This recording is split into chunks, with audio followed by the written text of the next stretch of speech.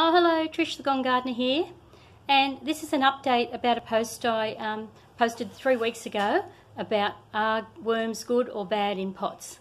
So this is the plant that I put worms in, so they've been in there for 3 weeks, and this is the plant that's had no worms in the pot. So what I've noticed is, so this is the no worm pot, the foliage is thicker when you feel it compared to the other one, and the roots of this one are pretty good, intact, and still the same depth as they were originally 3 weeks ago. And the other one is fairly loose, you can see, and the roots are good, they're excellent, but the depth has changed. So there's a comparison for you. So what's happened to this one is the worms have eaten the organic matter, and they seem to leave the roots alone. So they look like they've taken it from the top and everywhere, because the potting mix is fine instead of chunky, because I use good quality potting mix.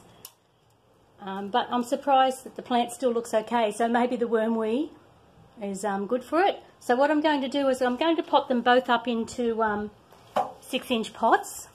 So that's 150ml pots. That was 120ml pots they were in. And see how they go for the next 3 weeks, and put the worms back in the pot of the worm pot. But this here, this is a camellia that I wanted to show you, and it had worms in the pot as well, which I took out because I don't want the worms in my pots. But what's happened is some of the roots have rotted, and that's happened because the bark has gone through the stomachs of the worm.